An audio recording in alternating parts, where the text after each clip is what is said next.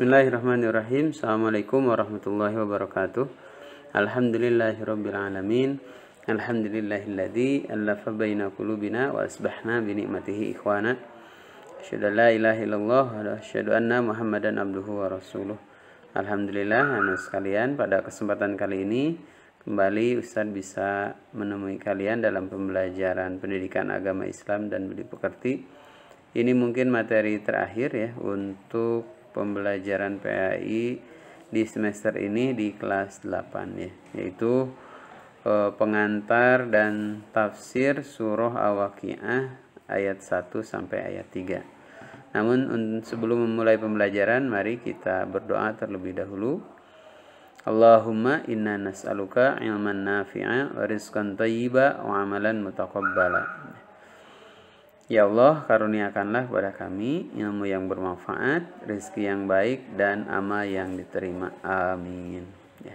Selanjutnya, mari sekalian kita sama-sama laksanakan pembelajaran ini dengan sebaik-baiknya dan seperti tadi doa yang kita panjatkan, mudah-mudahan kita diberikan ilmu yang bermanfaat ya. Salah satu ciri ilmu yang bermanfaat adalah semakin menambah kedekatan kita kepada Allah Subhanahu wa taala, dan tentunya ilmu tersebut diamalkan dalam kehidupan sehari-hari. Ya, mari anak sekalian kita mulai. Ya, tafsir surah Al-Waqiah ayat 1 sampai 3. Pendahuluan terlebih dahulu ya.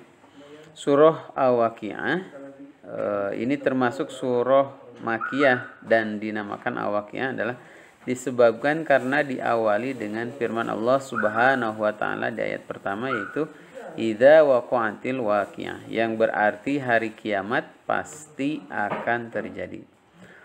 Al-waqiah berasal dari kata dasar waqa'a yang menurut Ibnu Manzur dalam Lisanul Arab bermakna dasar jatuh atau sakoto, terjadi atau ashaba, dan turun nazala. Sedangkan kata al-waqiah sendiri menurut Abu Ishaq yang dikutip Ibnu Manzur telah menjadi salah satu nama untuk menyebut nama hari kiamat ya. Jadi ismun min asma yaumul qiyamah ya. Kita sekalian. Jadi surah al-waqiah ini termasuk surah Makkiyah, surah yang diturunkan sebelum peristiwa hijrah. Ya, berikutnya nih sekalian, paling tidak ada 4 keutamaan ya. Tentang keutamaan surah Al-Waqiah ini banyak, ada 4. Yang pertama, tidak akan ditimpakan kefakiran bagi yang mau membacanya setiap malam ya. Surah Al-Waqiah ya, tidak akan ditimpakan kefakiran bagi yang membacanya setiap malam. Dari Abdullah bin Mas'ud radhiyallahu an bahwasanya Rasulullah shallallahu alaihi wasallam bersabda, barang siapa yang membaca surah Al-Waqiah setiap malam, maka ia tidak akan ditimpakan kefakiran, kemelaratan selamanya. Hadis riwayat Abu Ya'la dan Ibnu Asyakir. Itu keutamaan yang pertama. Yang kedua, keutamaan dari surah Al-Waqiah ini adalah surah kekayaan. Dari Anas, dari Rasulullah Shallallahu Alaihi Wasallam bersabda, suratul waqiati suratul ghina, faqra'uha wa anlimuha auladakum. Ya. Surah Al-Waqiah adalah surah kekayaan, maka bacalah dan ajarkanlah kepada anak-anak kalian. Hadis riwayat Ibnu Mardawih ya. Yang ketiga, keutamaan dari surah Al-Waqiah ini adalah surah yang dibaca Rasulullah Shallallahu Alaihi Wasallam di pagi hari. Jadi Rasulullah mendawamkan untuk membacanya di pagi hari anak sekalian ya. Rasulullah Shallallahu Alaihi Wasallam selalu sholat seperti sholat yang kalian laksanakan hari ini, tetapi beliau meringankannya. Sholat beliau lebih ringan daripada sholat kalian, dan beliau selalu membaca di waktu fajar, waktu subuh, surah Al-Waqiah dan surah-surah semisalnya. Jadi bagi Rasulullah, bagi manusia yang agung ini tentunya anak sekalian, membaca surah Al-Waqiah itu biasa dilaksanakan di subuh ya, waktu fajar ya. Jadi sangat jauh dengan kita yang kadang-kadang sholat maghrib atau sholat isya aja yang biasanya panjang, ternyata surahnya sangat pendek sekali ya kita baca. Padahal Rasulullah mengajarkan ternyata yang dibaca di waktu fajar itu atau di waktu subuh itu ternyata surah Al-Waqiah. Yang keempat, yang terakhir dari keutamaan surah Al-Waqiah yang dibahas di sini tentunya anak sekalian, surah yang membuat Rasulullah SAW beruban. Dari Ibnu Abbas ia berkata, Abu Bakar pernah berkata, wahai Rasulullah, sesungguhnya engkau telah beruban. Beliau bersabda, surah Hud, Al-Waqiah, Al-Mursalat, Amma Yatas'alun, dan Idza Syamsu Kuwirat telah membuatku beruban. Hadis riwayat At-Tirmidzi.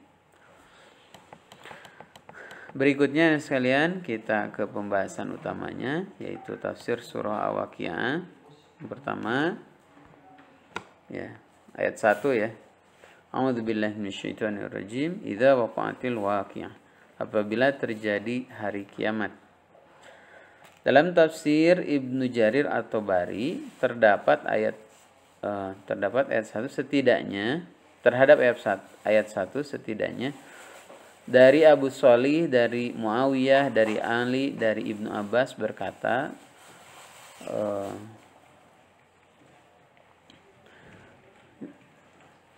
bahwa Al-Waqiah adalah satu di antara nama hari kiamat ya. Jadi sekalian, Al-Waqiah itu salah satu nama dari hari kiamat ya. Yang kedua, riwayat dari Husain, dari Abu Mu'az, dari Abu Ubaid, dari dari Ad-Dhahak berkata, yang dimaksud dengan Al-Waqiah adalah ledakan besar ya, atau nama lainnya Al-Syaihah ya. Al-Syaihah itu jadi ada dua pengertian ya. Al-Waqiah itu bisa nama hari kiamat, yang kedua bisa diartikan sebagai ledakan besar ya. Itu ayat yang pertama. Yang berikutnya ayat kedua sekalian, idza waqa'atil waqi'ah laisa liwaqa'atiha kadzibah ya. Laisa liwaqa'atiha kadzibah. Untuk ayat kedua, At-Tabari mencantumkan sedikitnya dua jalur riwayat. Yang pertama riwayat dari Bashar, dari Yazid, dari Sa'id, dari Qatadah, bahwasanya ayat kedua hendak menegaskan tidak akan ada yang mampu menyangkal Matsnawiyah, tidak mampu menyangkal maupun menolak atau irtidad terjadinya hari kiamat. Kedua dari Ibnu Abd Al-A'la, dari Ibnu Tsaur, dari Ma'mar, dari Qatadah dengan keterangan yang sama seperti riwayat pertama ya. Kemudian sekalian, jadi tafsir ayat kedua laisa liwaqa'atiha kadzibah, bahwa kalau kemudian ada yang membohongkan, sebetulnya pada akhirnya mereka tidak akan mampu menyangkal maupun menolak terjadinya hari kiamat. Dan hari ini pun para astronom, para ahli fisika sudah memprediksi akan terjadinya hari kiamat. Yang ketiga, ayat ketiga anak sekalian,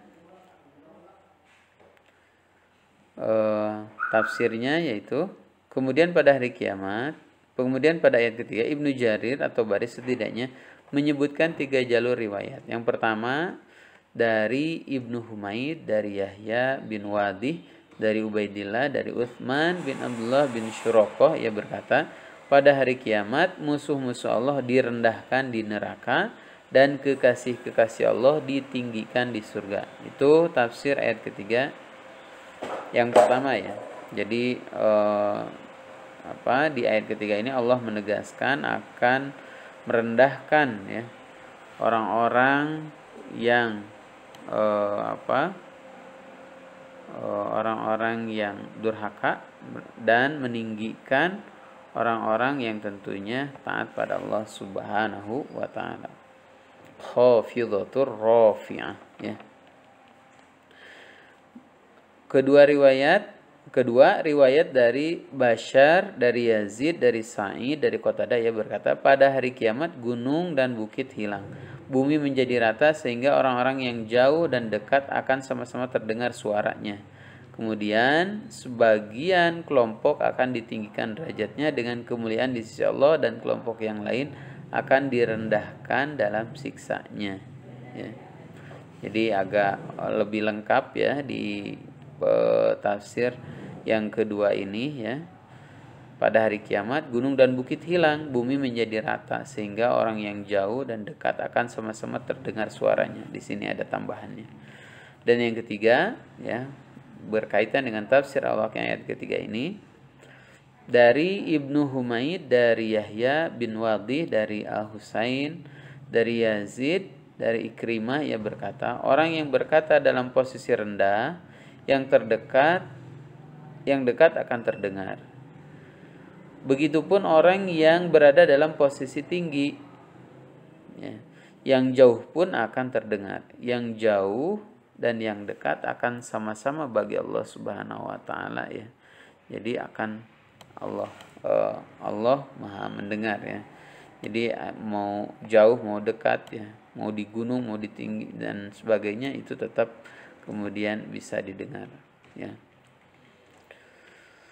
Sedangkan rafi'atun ya adalah orang-orang yang dimuliakan. Khafidatun pada ayat ketiga adalah orang-orang yang ketika di dunia bersikap sombong dan merasa tinggi.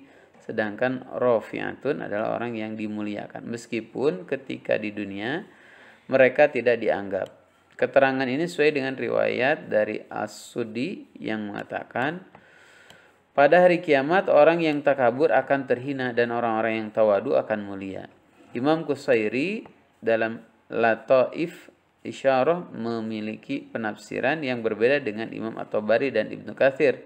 Ia mengatakan, orang yang meniti jalan kebenaran dan istiqomah di jalan itu, maka ia akan sampai pada keselamatan dan akan bertemu kemuliaan. Tetapi orang yang melenceng dari pangkal istiqomah, maka ia akan jatuh pada kesedihan dan kerugian. Terkait ayat ketiga, Imam Qusairi membuat perincian yang termasuk dalam kategori rendah atau hina, khafidah, dan kategori tinggi atau mulia, rafi'ah. Menurut Al-Qusairi, khafidah adalah permainan asyaqwah atau cangkang ya, atau ad-da'wa, diri, an-nufus, dan nafsu al-syahwah. Sedangkan rafi'ah adalah kecukupan, makna al-ma'ani, hati, al-qulub, dan ketulusan, al-safa. Menurut Syekh Nawawi Al-Bantani dalam kitab Mar'ah Labaid li kasyaf ma'an al-Quran al-Majid, kata li pada kalimat liwaq'atiha bukan bermakna kepemilikan atau al-milk, tetapi bermakna fi, pada, dengan makna tidak ada kebohongan pada waktu terjadinya kiamat. Adapun penamaan kiamat dengan al-Waqiah menurut Syekh Al-Bantani adalah karena kerasnya suara gemuruh pada hari kiamat yang dapat didengar oleh seluruh makhluk hidup. Wallahu a'lam bishawab. Ya, mudah-mudahan kita mampu mendapat pelajaran, mendapat inspirasi dari tafsir surah Al-Waqiah ayat 1 dan 3 ini ya, walaupun singkat ya, hanya 3 ayat. Kita mampu menerapkannya dalam kehidupan sehari-hari untuk senantiasa taat pada Allah Subhanahu wa taala dan menjauhi maksiat ya. Seperti yang biasa kita sampaikan di Cibi ya, senantiasa bertaubat dan berhati-hati terhadap dosa ya. Mudah-mudahan dengan begitu kemudian kita dimuliakan di mata Allah Subhanahu wa taala, kita dimasukkan ke dalam surganya Allah Subhanahu wa taala. Alam bisawab, mudah-mudahan ada manfaatnya. Keburukan, kekurangannya dari kebodohan Ustaz pribadi, semoga semuanya bisa memaafkan dan kebaikan datang dari Allah Subhanahu wa taala. Wa'alafu minkum wabillahi taufiq hidayah. Assalamualaikum warahmatullahi wabarakatuh.